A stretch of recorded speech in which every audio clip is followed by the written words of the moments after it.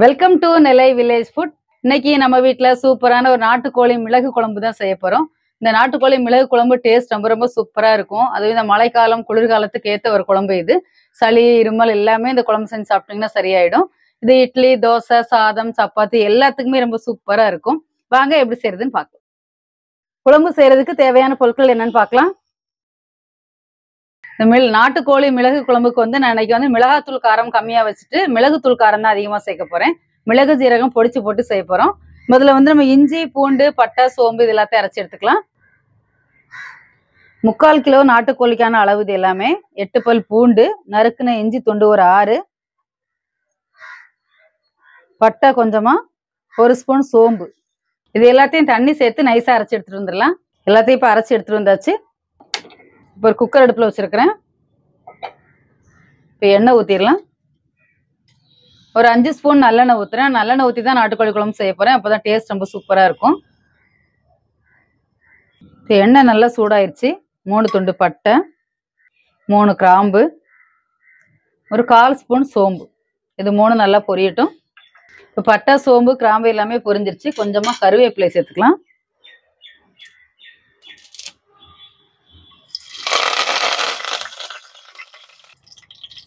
நான் இன்னைக்கு வந்து இந்த நாட்டுக்கோழியை நல்லெண்ணெயில் வதக்கிட்டு தான் செய்ய போகிறேன். அப்போ தான் ரொம்ப நல்லாயிருக்கும். சாஃப்டாகவும் இருக்கும், டேஸ்ட்டாகவும் இருக்கும். 1 கிலோ நாட்டுக்கோழி இது முழுசாக வாங்கினது. க்ளீன் பண்ணி 3/4 கிலோ வந்திருக்கு. இப்போ இதை எண்ணெயில் சேர்த்துக்க போகிறேன்.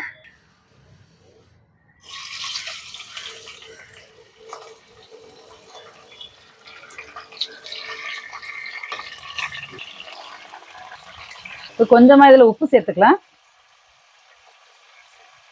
ஒரு 1/2 ஸ்பூன் கல் உப்பு போடுறேன். இப்போ எண்ணெயில் நல்லா வதக்கி விட்டுடலாம்.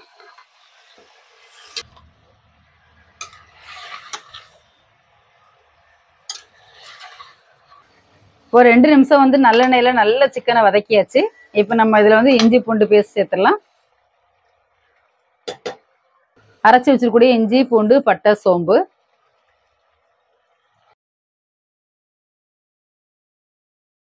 இந்த இஞ்சி பூண்டு ஒரு 1 நிமிஷம் நல்லா பச்சை வாசனை போக அளவுக்கு வதக்கிக்கலாம்.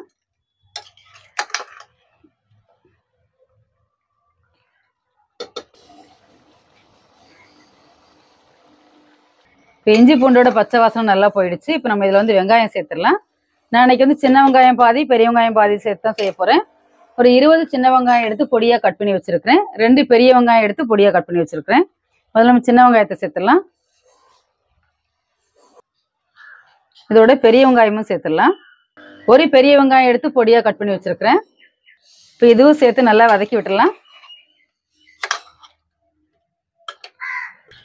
இந்த வெங்காயம் வந்து ஒரு 2 நிமிஷம் நல்லா வதக்கிடலாம். வெங்காயம் வதங்கினதுக்கு அப்புறமா நம்ம மசாலா தூள் எல்லாமே சேர்த்துக்கலாம். வெங்காயம் எல்லாமே நல்லா வதங்கிருச்சு. இப்போ நம்ம இதில் வந்து மசாலா தூள் சேர்த்துடலாம். இப்போ நம்ம முதல்ல மஞ்சள் தூள் சேர்த்துடலாம். ஒரு 1/4 ஸ்பூன் மஞ்சள் தூள், 2 ஸ்பூன் மல்லித்தூள், 1 ஸ்பூன் மிளகாய் தூள், 1 ஸ்பூன் கரம் மசாலா தூள். இது எல்லாமே பச்சை வாசனை போக நல்லா வதக்கிடலாம். மசாலா தூள் போட்டுட்டு அடுப்பு சிம்ல வச்சுட்டு ஒரு 2 நிமிஷம் நல்லா பச்சை வாசனை போற அளவுக்கு வதக்கி விட்டுடலாம்.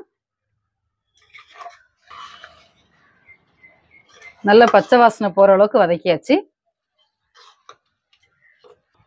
இப்போ நம்ம இதுல வந்து தக்காளி சேர்த்துடலாம். ஒரு தக்காளி எடுத்து விழுதா அரைச்சி வச்சிருக்கிறேன். அது இதில் சேர்த்துடலாம்.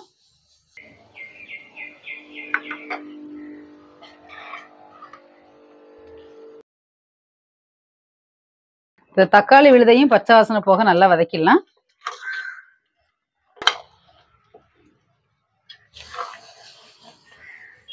தக்காளி விழுதோட பச்சை வாசனை போயிடுச்சு. இப்போ நம்ம வந்து தண்ணி சேர்த்துடலாம். இந்த அளவுக்கு மசாலாலாம் நல்லா வதங்கி எண்ணெய் பிரிஞ்சு மேலே வரணும். வந்ததுக்கப்புறம் தண்ணி சேர்த்துக்கலாம். ஒரு 2 டம்ளர் தண்ணி சேர்த்துக்கலாம். நம்ம குழம்பு அப்படின்றதுனால நான் தேங்காய்லாம் சேர்க்கல. இந்த குழம்புக்கு வெறும் மிளகுத்தூள் மட்டும் தான் போட்டு செய்ய போகிறோம். கரெக்டாக 2 டம்ளர் தண்ணி சேர்த்துருக்குறேன். இப்போ இதையும் கலந்து விட்டுடலாம்.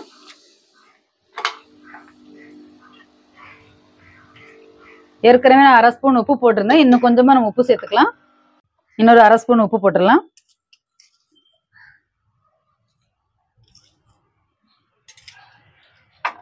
இப்போ இதையும் சேர்த்து நல்லா கலந்து விட்டுறலாம். இப்போ எல்லாம் சேர்த்து நல்லா கலந்து விட்டாச்சு. இந்த அளவுக்கு தண்ணி இருக்கிற மாதிரி பார்த்துக்கோங்க. நம்ம இன்னும் விசில் விடும்போது இன்னும் கூட கொஞ்சம் தண்ணி விடும். அப்போ குழம்புக்கு சரியா இருக்கும். இப்போ குக்கரை மூடி விசில் போட்டுடலாம்.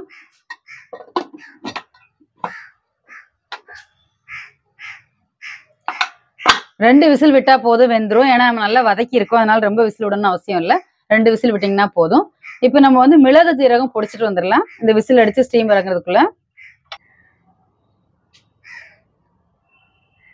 2 ஸ்பூன் மிளகு, டேபிள் ஸ்பூனுக்கு 2 ஸ்பூன் மிளகு, 1 ஸ்பூன் சீரகம் எடுத்து வச்சிருக்கிறேன். ரெண்டையும் வந்து நல்லா பொடிச்சிட்டு வந்துடலாம்.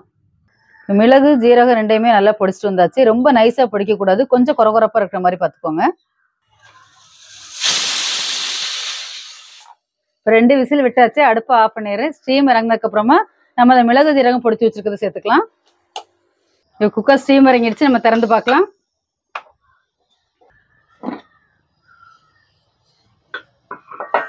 இப்போ நம்ம அடுப்பை ஆன் பண்ணிட்டு பொடிச்சு வச்சிருக்கூடிய மிளகு ஜீரக பொடியை சேர்த்துடலாம். இப்போ எல்லாம் சேர்த்து நல்லா கலந்து விட்டுடலாம்.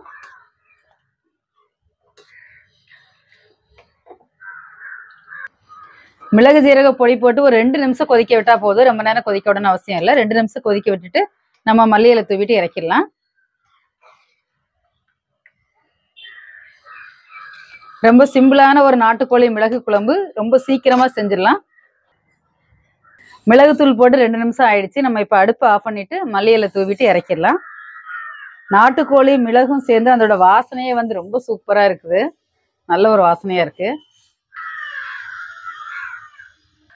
இப்போ சூப்பரான நாட்டுக்கோழி மிளகு குழம்பு ரெடி ஆயிடுச்சு. நம்ம இப்போ இறக்கி வச்சிடலாம். இறக்கி வச்சுட்டு எப்படி இருக்குன்னு சாப்பிட்டு பார்த்துடலாம்.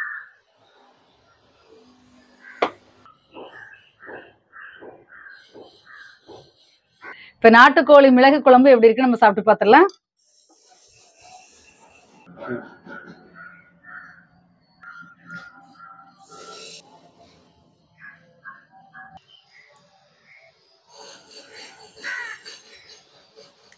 டேஸ்ட் அட்டகாசமா இருக்கு. ரொம்ப சூப்பரா இருக்கு குழம்பு.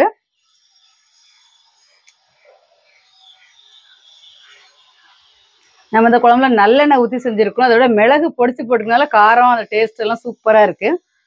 இப்போ நாட்டுக்கோழி சிக்கன் எப்படி இருக்குன்னு நம்ம சாப்பிட்டு பார்த்துடலாம்.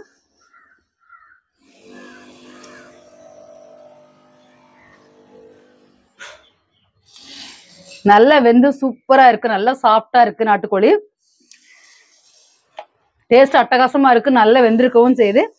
நீங்க ஒரு தடவை இந்த மாதிரி குழம்பு செஞ்சு சாப்பிடுங்க. உங்களுக்கு இது ரொம்ப பிடிக்கும். பிடிச்சிருந்தா லைக் பண்ணுங்க, ஷேர் பண்ணுங்க, சப்ஸ்கிரைப் பண்ணுங்க. தேங்க்யூ. பாய் பாய்.